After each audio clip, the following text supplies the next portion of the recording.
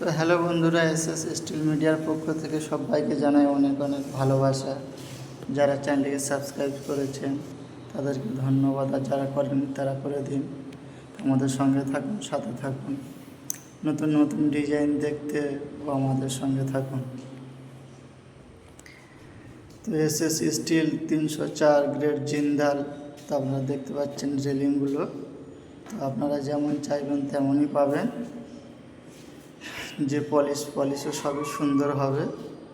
তো আপনারা দেখতে পাচ্ছেন, বাড়ির যে রেলিংগুলো বানাবেন আপনাদের খেয়াল রাখতে হবে যে 304 না 202। তো আপনাদের বাড়িতে হলে সেক্ষেত্রে নিচে যে সরু পাইপটা, 3জ পাইপটা আর কি, ওটা 3টে থেকে 4টে ব্যবহার করতে পারেন। যেহেতু বাচ্চারা থাকলে সেহেতু বেশি পাইপ দেওয়াটাই সব থেকে ভালো। আর যদি বলেন কম বাজেটের মধ্যে বাচ্চা নেই, রিস্ক নেই, তাহলে উপরে একটা পাইপ দিয়ে নিচে 2টো পাইপ দিতে পারেন। আর নতুন নতুন ডিজাইন দেখতে আমাদের সঙ্গে থাকবেন। যেমন রেলিং বলবেন তেমন আমরা ভিডিও করব, ভিডিও ছাড়তেও পারবো। সিঁড়িতে গ্লাসও লাগাতে পারবেন।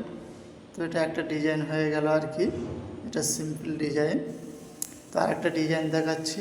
এই যে ডিজাইনটা আছে, এটা হচ্ছে কি মাঝখানে একটু বল দেওয়া আছে আর কি, ওটা থেকে একটু বেটার টাইপের ডিজাইন এটা। তো এই ডিজাইনটা একই বাজেটের মধ্যে আসে, যেহেতু এটা বাড়ির রেলিং। তো বাড়িতে সবই একই ব্যাপারে সিম্পলের মধ্যে হয়েছে। আপনারা চাইলে থেকে আরও বেটার করতে পারেন, আরও ডিজাইনও লাগাতে পারেন। আপনাদের জাস্ট একটা জিনিস ফলো করতে হবে, যে বাড়ির যে রেলিংগুলো করবেন 304 স্ট্যাম্প দেখেই লাগাবেন। না হলে কী বলুন তো, 202 দিয়ে দেবে, আপনারা বুঝবেন না। আপনারা না বুঝলে সেক্ষেত্রে আপনাদেরই ক্ষতি হবে। জাস্ট আমরা সাজেশান আমরা বলেই দিচ্ছি।